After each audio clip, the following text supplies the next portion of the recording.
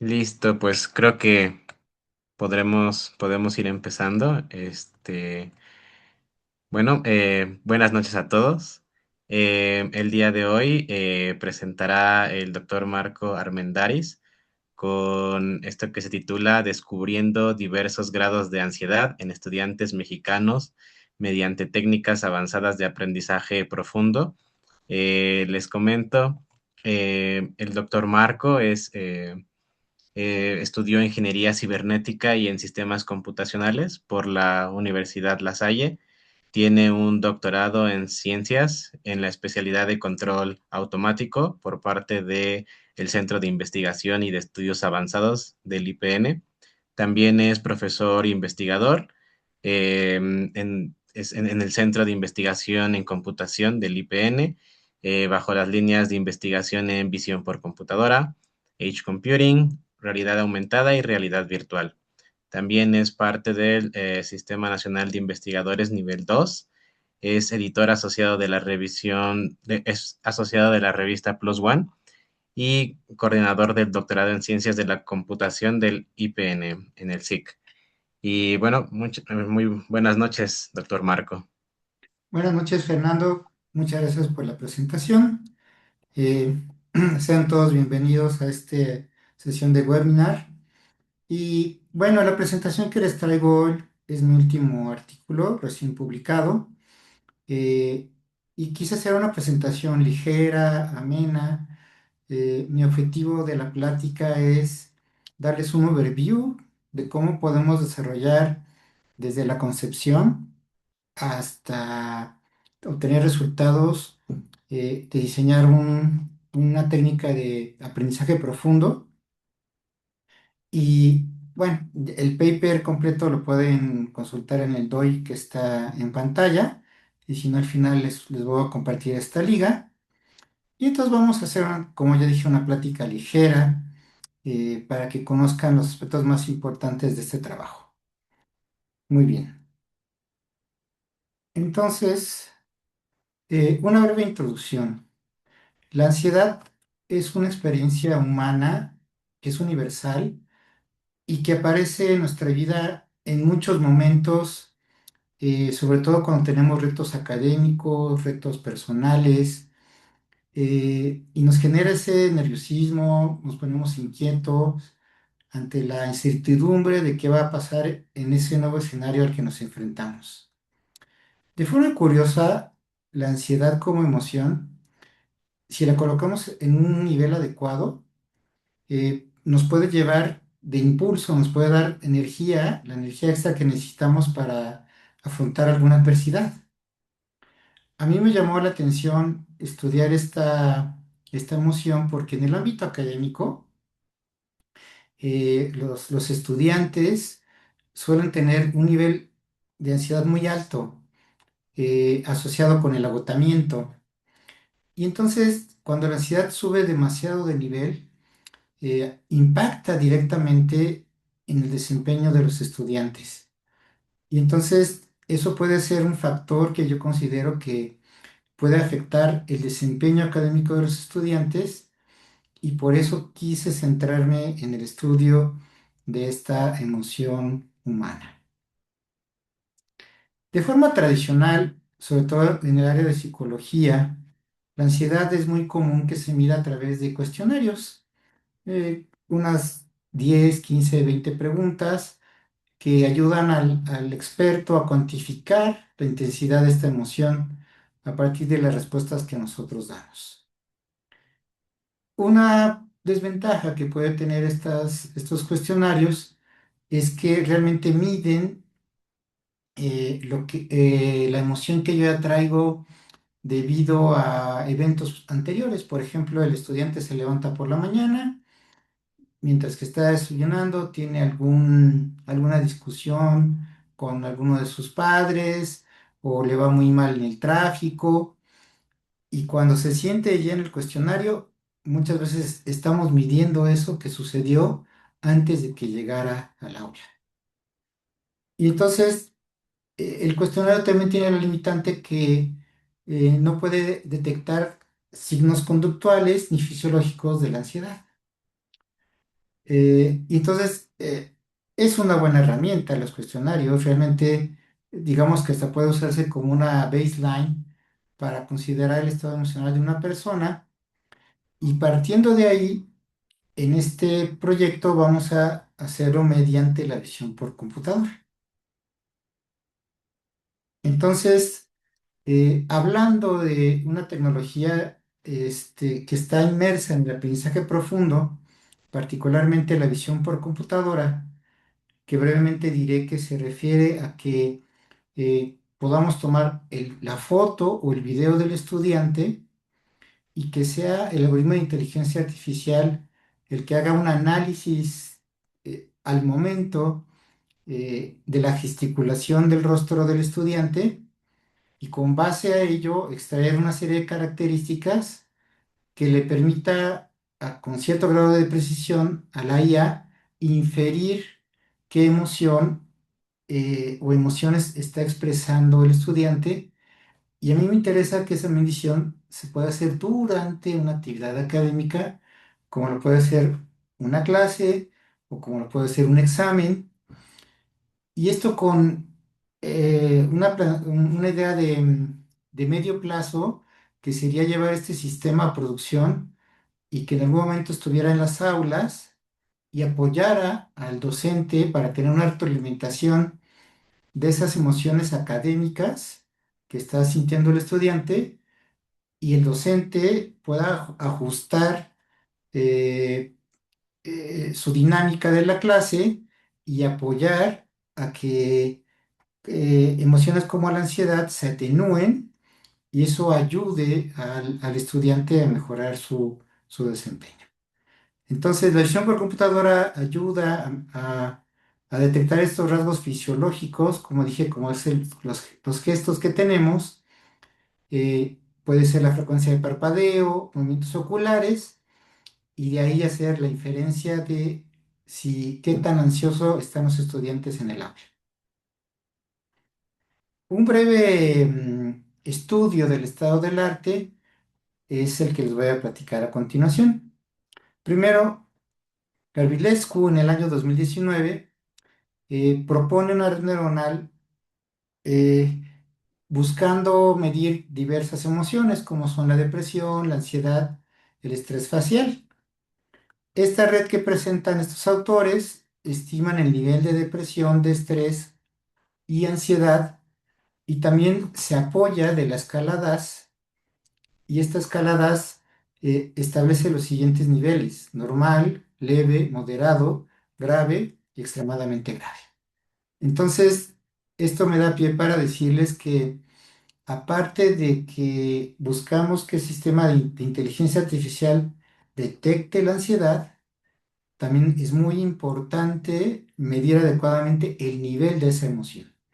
Entonces aquí tenemos un ejemplo de 5 valores, 5 niveles de la misma emoción, porque como ustedes verán, estamos más preocupados porque el nivel de la ansiedad está en los niveles altos, ¿no? En este caso en el grave y el extremadamente grave.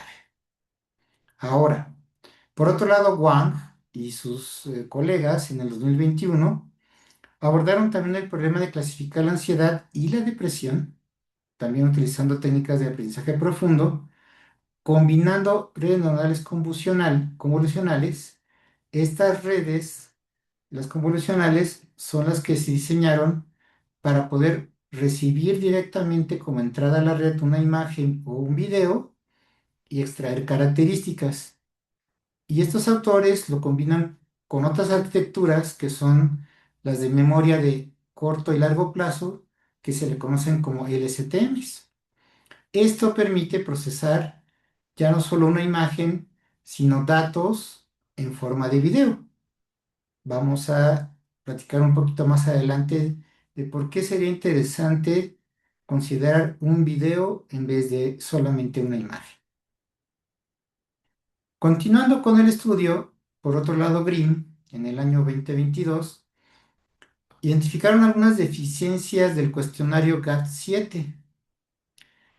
Eh, Dado que esta es una medida autoinformada, puede llevar a que los pacientes puedan sobreestimar o subestimar la gravedad de su condición.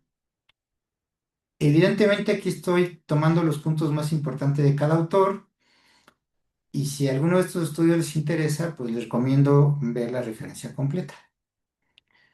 Continuando, Lee y et al. En el 2023 se centran en la detección de la depresión y la ansiedad mediante múltiples modelos de aprendizaje profundo, destacando el uso de una variante de red convolucional que se llama ResNet 18. Eh, bueno, hay una diversa cantidad de, de redes que basadas en algunas capas convolucionales han agregado otros mecanismos para mejorar el aprendizaje y para mejorar la capacidad de inducción de las redes neuronales. Y por ejemplo, ResNet eh, incorpora lo que se llaman conexiones residuales, que lo que hace la conexión es brincar varias capas convolucionales y volverse a conectar. Y brevemente les diré que ese brinco, esa conexión, que se le llama residual, al momento del aprendizaje, usando backpropagation, ayuda a evitar el desvanecimiento del gradiente. Backpropagation es una técnica de aprendizaje que se basa en la derivada de las funciones de activación y de las conexiones de la red. Entonces, se va propagando el error hacia atrás. Cuando tú pones demasiadas capas en una red neuronal, esa propagación hacia atrás del error, esos valores empiezan a ser muy chiquitos y eso se le llama desvanecimiento. Y ResNet, con estas conexiones residuales, logra exitosamente reducir ese efecto. Bien, por otro lado, Wu y sus colegas en el 2024 desarrollan un modelo que le llaman ADB-FB Mamba. Y este fue diseñado específicamente para detectar trastornos de ansiedad y en este caso la tarea de ansiedad se resuelve como una clasificación binaria, es decir, simplemente hay o no hay ansiedad. Entonces, al ser esta una respuesta binaria, no podemos considerar el nivel de la emoción.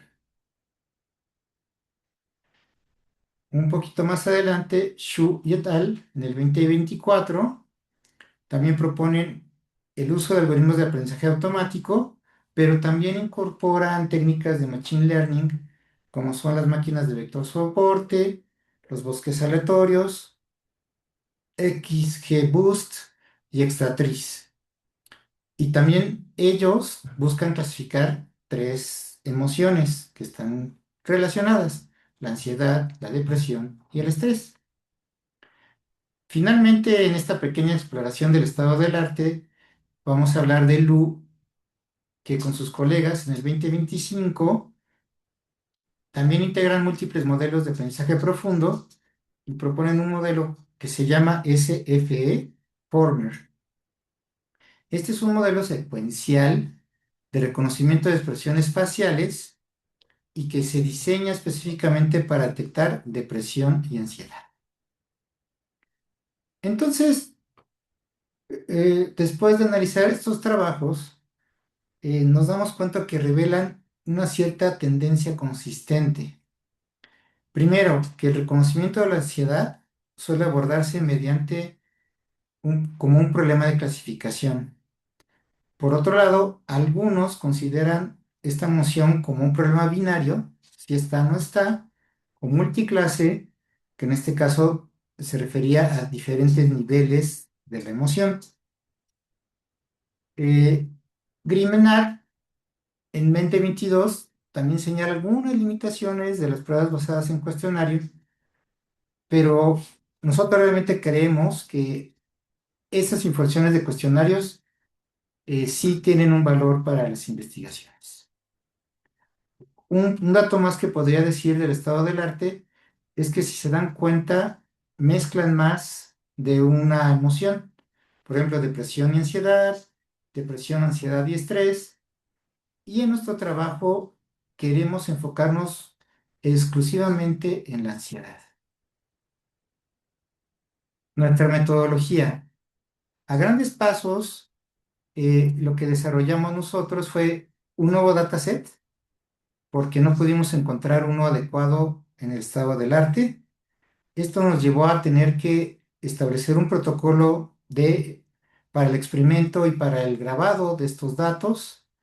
Tuvimos que realizar por nuestra cuenta la tarea de etiquetado y esto conformó el nuevo dataset que le llamamos Anxiety Dataset.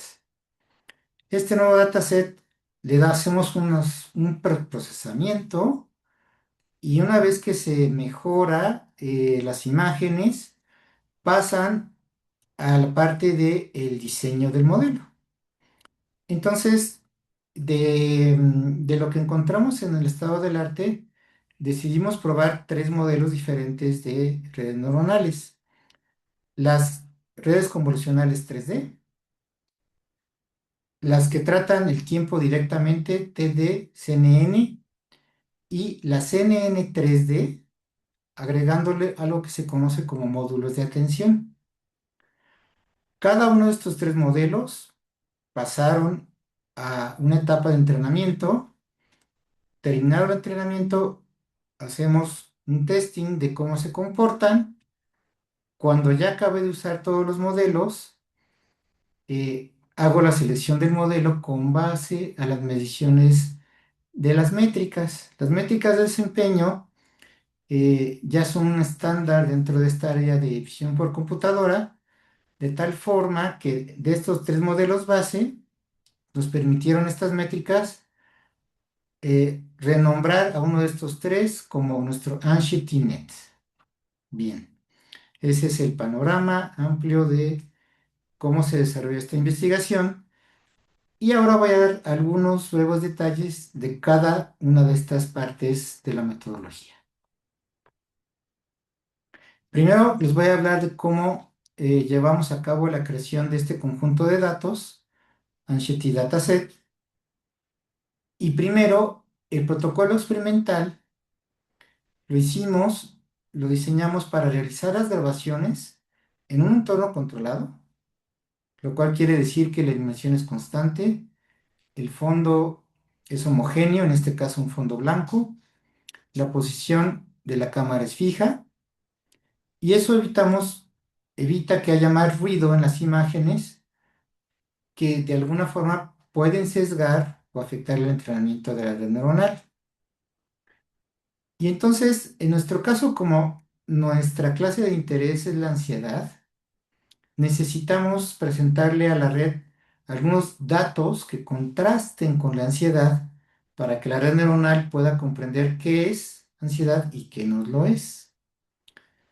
Entonces, elegimos una emoción que consideramos opuesta a la ansiedad, que es la felicidad.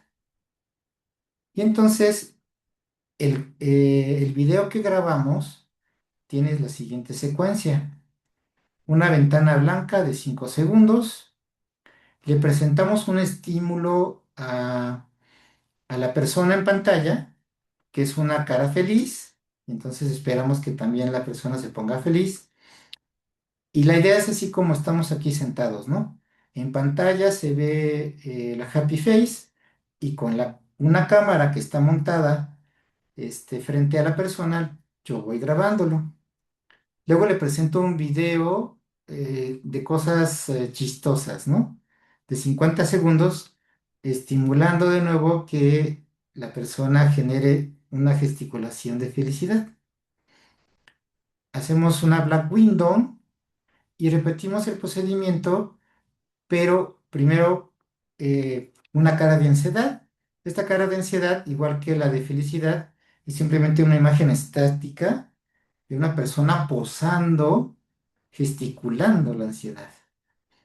Y luego un video de algo un poquito más dramático, fuerte, buscando de nuevo inducir en la persona ansiedad y que gesticule durante el video de 35 segundos y terminamos de grabar el video. Eso lo repetimos con 58 participantes. Y luego de todo ese tiempo del video, hicimos, recortamos el video y solamente tomamos 50 fotogramas. Entonces aquí tenemos el ejemplo, fíjense cómo este participante, vayan observando las sutilezas en la gesticulación de la persona y en general queremos que transite de la felicidad, pasando por una zona un poquito neutra, y luego acá en el 34 para adelante, fíjense cómo estamos tratando de percibir diferentes niveles de ansiedad. Entonces, para nuestra investigación decidimos que el conjunto de datos sean videos, no imágenes. Cada video de cada participante tiene adentro 50 fotogramas. Y ese video es el dato de entrada a la red neuronal, y finalmente la red neuronal tiene que hacer una estimación de qué emoción en promedio está presentando la persona. Antes de pasar al entrenamiento, hicimos un preprocesamiento. Rápidamente, tomo un video del dataset de ansiedad que viene en el formato 50 frames y 1920 por 1080, y paso por los siguientes procesos. Uno que es la detección automática de el rostro. Lo segundo es recortar, o sea, del video completo simplemente recorto para que solamente el frame, como vieron hace un momento en el ejemplo, solamente aparezca el puro rostro. Reajusto el tamaño para que sea de 240 por 240. Normalizo entre 0 y 1 estos bits que trae la imagen. Entonces ya tengo ahora nuevos videos de 50 por 240 por 240, y hago una separación de datos. El 80% para entrenamiento, el 20% para prueba. Para evitar algo que se llama el fenómeno de leaking, primero separo los datos y luego solamente al subconjunto de entrenamiento le aplico un proceso que se llama aumento de datos. El aumento de datos es, eh, sobre todo en las clases minoritarias, aquellas que tienen pocos datos, tomo esos datos y les hago alguna modificación, por ejemplo, giro horizontal, o le cambio la iluminación a la foto. Por cada ajuste que le hagan ustedes a la imagen, se considera que es un nuevo dato. Entonces, crecemos la cantidad de datos de las clases minoritarias y eso también ayuda al aprendizaje. Bien, hablando brevemente de las arquitecturas de las tres redes neuronales que usamos, observen un poquito, el diagrama de arriba es la arquitectura completa. Entonces, para la red convolucional 3D, recibe un video a la vez, 50 por 240 por 240 por 3. ¿Por qué? Porque estamos usando el formato de color RGB. Entonces realmente tenemos 3 canales por cada fotograma que contiene el video. Entonces, tenemos X0, que es la capa de entrada, X1, X2 son capas convolucionales, X3 es una capa de normalización, X4 es una capa de max pooling, X5 vuelve a ser una convolucional, otra vez X6 batch normalization, X7 otra vez max pooling, X8 otra convolucional, X9 batch normalization, y X10 es de nuevo una max pooling. De aquí, X11 es lo que se llama una capa que hace que esta matriz de 2 por 2 por 2 se estire en un vector, y eso se le llama flatten layer. Y hasta aquí, hasta X11, termina la extracción de características que hace la red neuronal del video de entrada. Con este vector de características que se le conoce como embedding, va a pasar ahora a una segunda red neuronal que realmente es una red perceptrón multicapa completamente conectada. Tenemos cuatro capas, una de 254 neuronas, se reduce a 128, a 64, a 32, y en X16 tenemos una salida por cada clase que representa la emoción o emociones que aparecen en el video. Esa es la CNN 3D. Ahora, a la que ya les expliqué, CNN 3D más atención, solamente agrega este módulo, el X16. Si se fijan, el X16 está al final del MLP. Los mecanismos de atención es algo, es una mejora de las redes neuronales que tiene relativamente poco tiempo y que está impactando mucho en la calidad del aprendizaje de las redes. Básicamente, el concepto de esta capa es que es un mecanismo que observa todo lo que hay en la imagen y logra determinar cuáles regiones de mi rostro, de mi gesticulación, tienen información más importante que otras zonas de mi rostro. Entonces dice, pues aquí en el ceño, ¿no? Realmente nosotros cuando vemos la emoción de una persona, de forma automática solamente vemos esta zona, ¿no? De la nariz hasta abajo de las cejas. Entonces, le vamos a dar más relevancia a la información de esa zona de la cara. Entonces, a esta zona de la cara le vamos a poner más atención que a los rasgos que vengan de otras zonas del rostro. Eso es en sí la idea de los módulos de atención. Y hoy en día realmente se han desarrollado muchos tipos de atención y es un tema realmente interesante y que hoy en día yo les recomiendo sí o sí incorporar en sus redes neuronales. Finalmente, la TDSNN. Fíjense que aquí, por ejemplo, X1, que solo es una convolución, está dentro de este cuadrito de color morado y esta es una Time Distributed Layer. Entonces, aquí lo interesante es que aparte de hacer la convolución, fíjate que la convolución solamente se hace en un frame a la vez. Yo tengo 50 frames. Pero con la T de CNN puedo considerar el frame que está atrás de él, uno, 2, 3, 4 frames atrás del actual.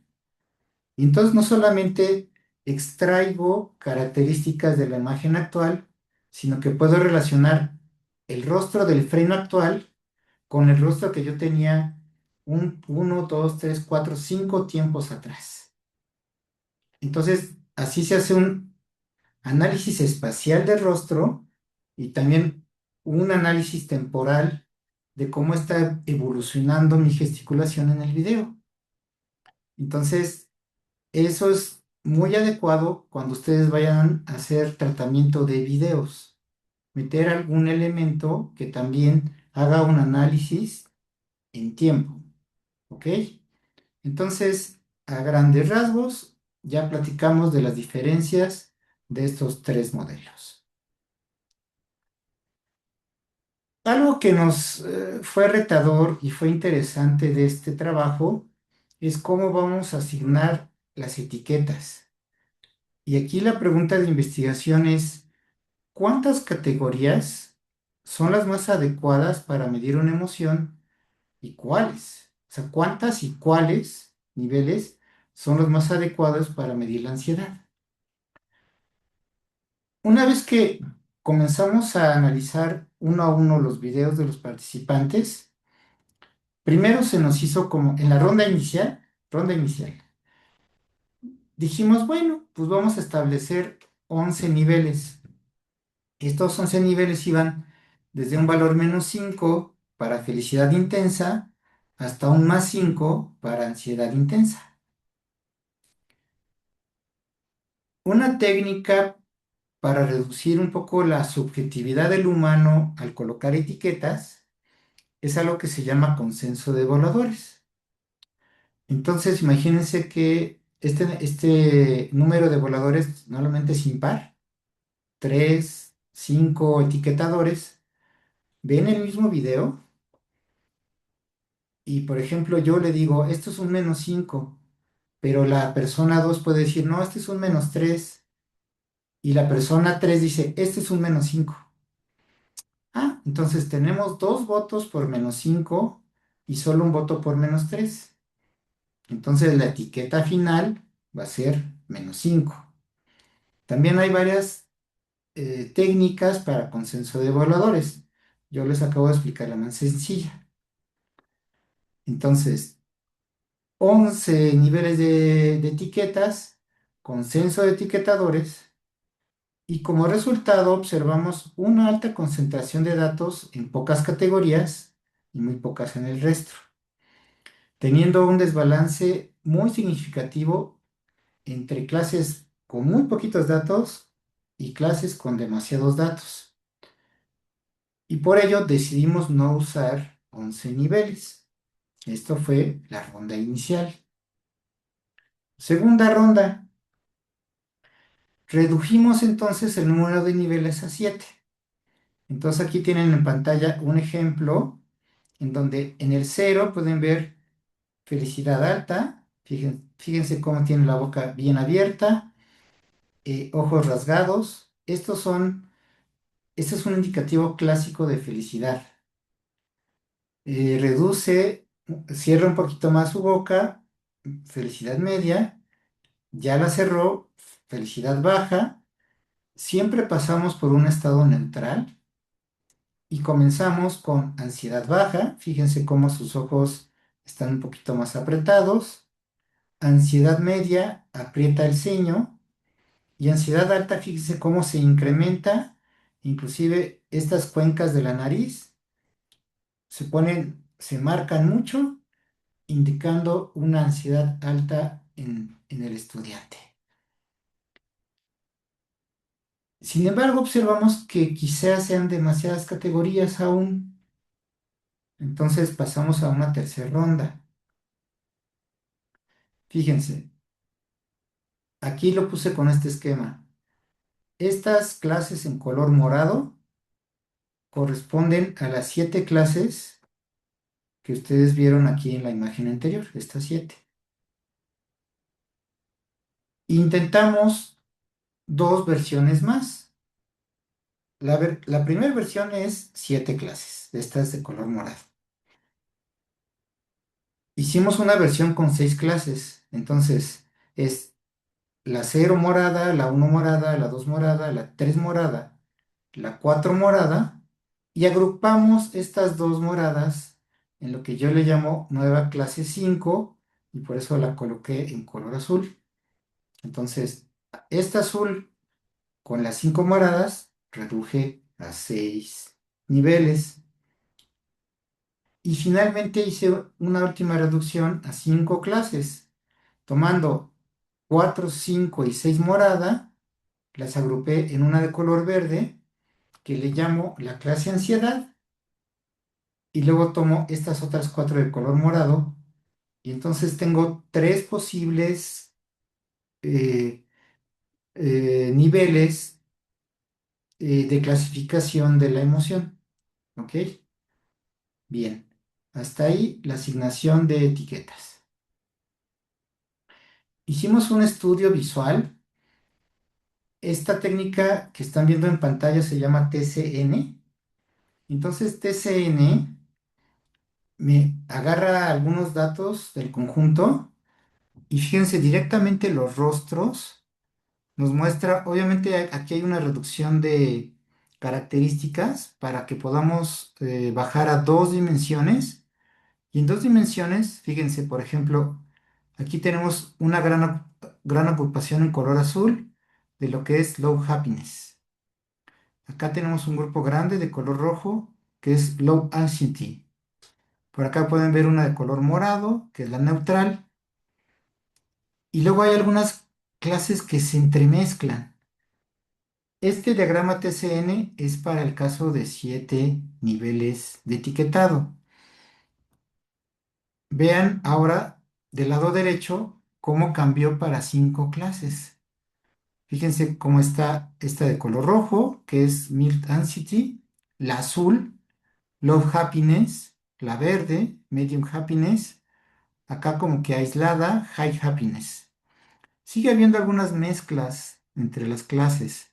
Evidentemente, este es un problema de clasificación no lineal, pero al parecer visualmente hay un primer indicio de que posiblemente entre menos clases tengamos, el resultado de clasificación puede mejorar.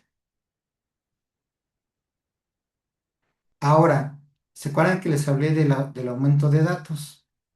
La gráfica del lado izquierdo son nuestros datos de entrenamiento originales. Del lado izquierdo, los de color morado es el dato de entrenamiento más el aumento de datos y los de color rojo son los que vamos a usar para la prueba. Entonces, balanceamos un poquito las clases, pero sobre todo el aumento de datos, yo se estaba buscando que las clases minoritarias crezcan en cantidad de datos, que como ya dije, eso ayuda al aprendizaje. Entrenamos cada una de las 3 arquitecturas y vean aquí, estamos grabando la evolución de una métrica que se conoce como accuracy. Y vean entonces ustedes que en color azul claro está para 7 clases, en morado para 6 clases y en color verde para 5 clases. Entonces vean aquí cómo 6 y 7 clases están por debajo en general de la evolución de de la red que usa solamente 5 clases. Si ustedes observan rápidamente las 3 gráficas, esta tendencia de que el resultado está siendo mejor para 5 clases se presenta en las 3 redes neuronales. ¿Ok? Una forma de visualizar el comportamiento de una red neuronal en modo clasificador es usar estas matrices que se ven en pantalla, que se llaman matrices de confusión. Estas se leen de la siguiente forma. En la diagonal principal son los aciertos. Ejemplo, para la clase 0, fíjense, en el eje de las Y está el valor deseado, en el eje de las X el valor predecido por la red neuronal. Entonces, para la clase 0 hubo 26 aciertos y hubo 13, 14, 15 errores. Pero es interesante ver que de los 15 errores que se cometieron, 13 de ellos es con la clase 1. Entonces, también la matriz de confusión te ayuda a contabilizar no solamente cuántos errores, sino con qué clase se confundió. Entonces, observamos que las clases con peor desempeño es baja felicidad y ansiedad. Aquí les presento este diagrama que es un diagrama radial. En cada eje hay una métrica diferente: precisión, sensitividad, especificidad, F1 score, Rical y precisión. Entonces, observen cómo en color verde está el comportamiento de 7 clases. Entonces, esta área tan reducida indica que en todas estas 6 métricas, con 7 clases, la CNN 3D es la que tiene menor desempeño. Luego, en color rojo, se hace un poquito más grande el área. Entonces, gráficamente podemos ver que con 6 clases mejora el desempeño. Y finalmente, en color azul, todavía crece un poquito más el área, indicándonos que para 6 métricas, el desempeño en 5 clases es el mejor. Y esa tendencia de nuevo se mantiene para la T de CNN y para la CNN 3D con atención. Un caso de éxito, por ejemplo, vean los rostros de este participante. La red neuronal dijo que era ansiedad y la etiqueta que se había asignado es ansiedad, ¿no? Y si ustedes como humanos ven la gesticulación, pues efectivamente parece ansiedad. Entonces, este es un resultado correcto. En el inciso B, sin embargo, el modelo detectó emoción neutral, mientras que la etiqueta o el ground truth era ansiedad. Entonces, aquí hay una primera confusión, un ejemplo que les ponemos gráficamente para ver, no solamente es importante ver, contabilizar el número de errores, ¿no? Sino visualizar en qué se está equivocando. Inciso C, otra vez, una detección incorrecta de ansiedad. El modelo dijo que era felicidad baja, siendo que debió haber sido ansiedad. Ahora, fíjense también que la ansiedad es una emoción compleja, porque la ansiedad que gesticula este alumno es muy diferente a la que gesticula el alumno de hasta arriba. Entonces, la variación de las gesticulaciones entre personas hacen de esto un tema retador e interesante. Eh, Como una tarea adicional, intentamos entrenar las redes neuronales como una tarea de regresión. Entonces, tomamos nuestra mejor red neuronal, que es la CNN 3D con atención 5 clases, y asterisco 1 quiere decir que la entrenamos en modo clasificación, vean los valores de todas las métricas, y luego lo intentamos entrenar, pero en modo regresor, colocando, en vez de colocándola como función de salida, la ReLU.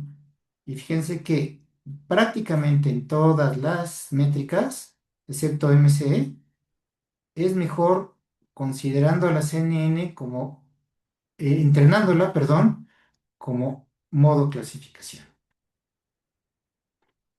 Una breve comparación con el estado del arte.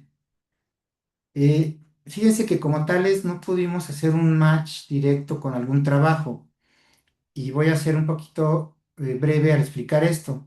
Primero, porque el dataset que usaron otros autores no nos funcionaba y nosotros tuvimos que diseñar el nuestro propio. Y eso ya hace injusta una comparación directa. Segundo, porque la mayoría de los trabajos, como dije hace un momento, usan muchas emociones al mismo tiempo. Por ejemplo, depresión, estrés, ansiedad. Depresión, ansiedad, sin desórdenes de ansiedad. Aquí solamente por ansiedad, con GU del 24, depresión, estrés, ansiedad. Y nosotros realmente estamos enfocados en ansiedad, pero nos apoyamos en felicidad, como dije hace unos minutos, para hacer un contraste entre los datos y mejorar el aprendizaje. Aquí pueden ver los diferentes tipos de modelos que se usan y la medida que más reportan los autores es F1. Entonces, por ejemplo, si ustedes ven los números de acá, este es más alto y este es más alto, o sea, 0,82, 0,88. Nosotros obtuvimos 0,76, pero resulta que este 0,82 y 0,88 fueron obtenidos para clasificación binaria y nuestro resultado fue multiclase para 5 clases, perdón. Entonces también por eso es que no hubo como tal la posibilidad de hacer una comparación directa. Discusión y conclusiones. Durante la creación del conjunto de datos, estandarizamos las condiciones de grabación para cada participante. En lo que respecta al etiquetado, como les dije y vieron, hicimos diferentes variaciones de los niveles de la emoción a la hora de etiquetar. Entonces, el número 7 ya fue un valor de partida bueno, pero redujimos a 6 y luego llegamos hasta 5 etiquetas. Al utilizar la visualización TCN como referencia, pudimos, como dije, observar en qué casos había más superposición de clases y que en el caso de 5 clases, esta superposición se atenúa un poco. La visualización TCN mostró una separación efectiva entre elementos de las clases 0, 1 y 2, mientras que las otras dos eh, no son linealmente separables. También nos pudimos dar cuenta que la expresión facial de felicidad se reconoce con mayor rapidez y precisión que la emoción de ansiedad. Continuamos. Dado el reducido tamaño de la muestra, tuvimos que hacer un aumento de datos, lo cual realmente en general es saludable, al menos que de verdad te sobren datos. Como recopilamos el conjunto de datos en un entorno estático con iluminación constante, por ejemplo, se evitó los giros horizontales, la adición de ruido y otras modificaciones. Entonces, el aumento de datos son muchas variantes, pero hay algunas que en verdad no se pueden utilizar. Ustedes siempre tienen que analizar los pormenores de sus datos. Recortamos los datos de cada fotograma para que el modelo se centre exclusivamente en el rostro. Ahora, el uso de diferentes niveles de ansiedad muestra similitudes significativas entre ellos. También pudimos notar que las categorías de ansiedad neutra y baja comparten rasgos difíciles de diferenciar y también de forma similar sucede entre la ansiedad media y alta. Dicho todo esto, esto sugiere que las categorías rígidas para una emoción no siempre son las mejores.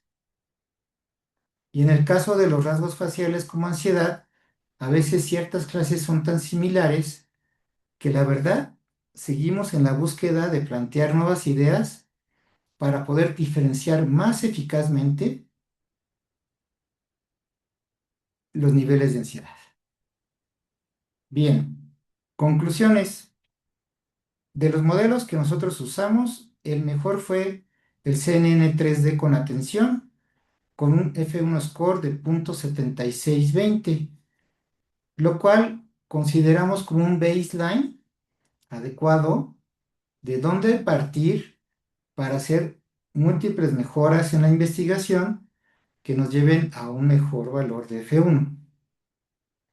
Y utilizamos modelos de aprendizaje profundos, de aprendizaje profundo diseñados específicamente para identificar patrones en videos.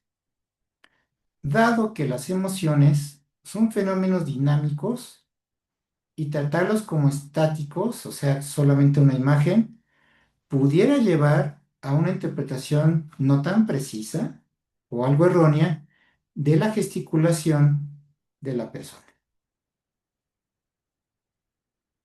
Esta es la referencia completa del artículo. Como ya dije, este es el DOI.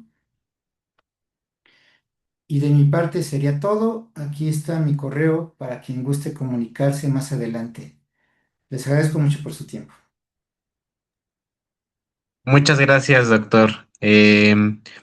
Muy bien, pues les recordamos que aquí en la parte del chat nos pueden dejar sus preguntas, comentarios. También recordándoles que aquellos que hayan recibido que hayan tenido el 80% de asistencia podrán recibir su constancia. Bueno, pues igual y puedo iniciar esta ronda de preguntas, doctor. Sí. A mí me causa curiosidad las limitantes que pudieran existir, por ejemplo, cuando nosotros quisiéramos expandir tal vez en cuanto a región o grupos sociales. ¿Qué limitantes pudieran existir ahí? Por ejemplo, si de un grupo social a otro reaccionan de manera diferente o de una región a otra si esto es diferente y cómo lo podemos solucionar computacionalmente, ¿no? Por ejemplo, creo que había mencionado que utilizan estos mecanismos de atención en los que nos enfocamos en ciertos rasgos, por ejemplo, en los ojos, en el ceño. Esto nos puede ayudar como para evitar estas limitaciones. Bien, mira, primero la parte buena de esta situación es que los psicólogos como Ekman ya estabilizaron, ya pudieron establecer, perdón, que las emociones entre los seres humanos son universales. Entonces, eso es un buen punto de partida. Pero ahora, en cuanto a, por ejemplo, cuestiones étnicas, por ejemplo, la gesticulación de las personas de países orientales, sí cambia mucho con respecto a los del occidente. Entonces, para ese tipo de cuestiones más separadas, por ahora mi propuesta es conseguir datos, ¿no? Comunicarse con un colega de allá de Japón o de Corea del Sur y decirle, oye, replica el experimento que yo hice aquí, allá en tu país. Y entonces ir creciendo también en diversidad el conjunto de datos para poder cubrir mejor ese fenómeno. Ujú,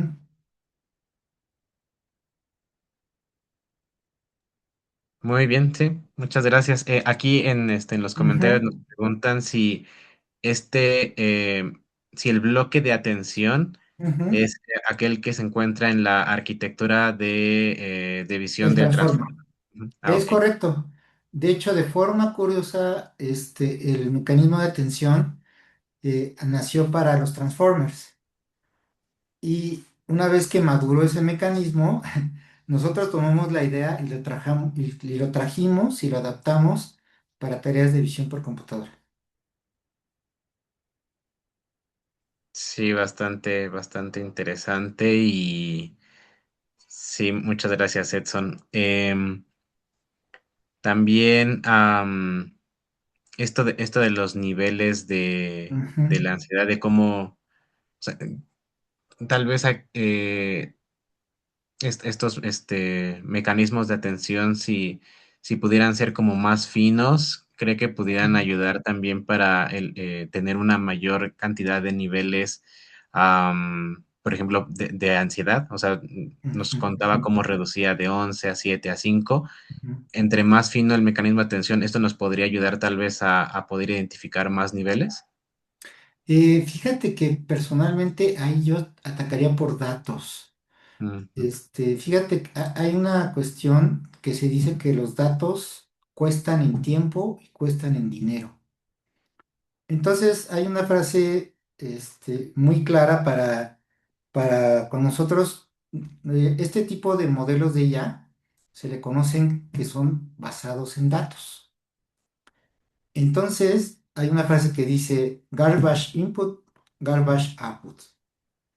Entonces, si no cuidamos la calidad y la Ujú. cantidad de datos que tenemos para representar el fenómeno, si bien el mecanismo de atención y otras variantes de redes neuronales aportan, o sea, la aportación en términos de la arquitectura es menor a que tú puedas crecer la cantidad y la calidad de tus datos. Entonces, para que pudiéramos considerar en nuestro aprendizaje, como tú bien dices, dos o tres niveles de ansiedad, necesitamos que esas clases minoritarias crezcan sustancialmente en datos. Y luego agregándole otro mecanismo de atención o agregando como ResNet, ¿no? Conexiones residuales y ir también agregándole mecanismos de mejora de aprendizaje a la red. Con esas dos estrategias, tú vas a ir mejorando la calidad de tu aprendizaje. Claro, sí. La clave estará en los datos entonces, ¿no? Ujú. Muy bien. Pues listo.